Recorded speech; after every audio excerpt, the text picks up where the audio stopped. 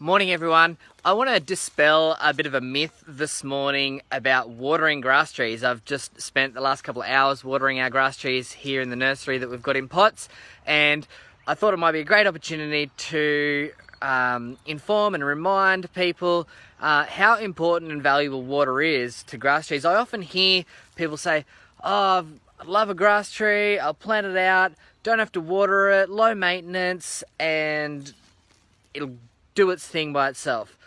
Grass trees have an incredible ability to survive droughts and long periods of time without water, but don't force them to do that, especially in their initial stages of establishing themselves in a new garden or a new environment after being planted out from a pot where their roots have been constricted to the pot and they haven't had the ability to spread and establish and garner their own water from their surroundings.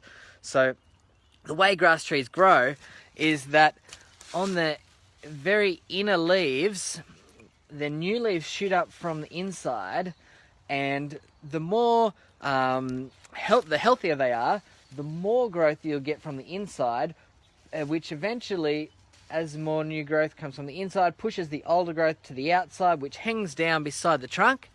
And eventually, if there's lots of it, when a bushfire comes through, all that grass, all the dead grass, will burn off and form the trunk.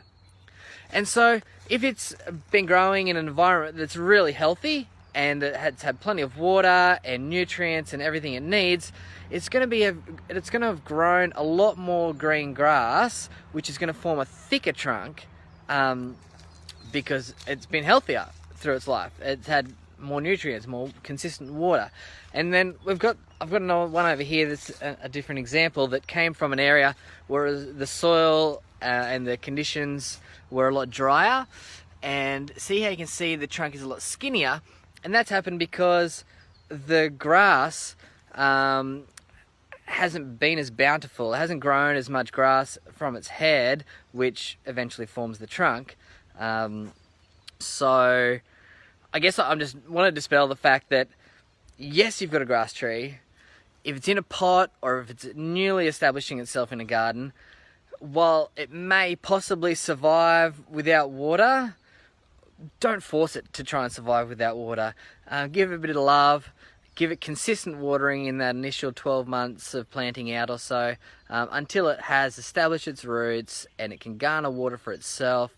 And even then, they can survive a drought, but maybe don't force it to survive a drought if you can avoid that. They're great low maintenance plants, but give them a bit of love. Cheers.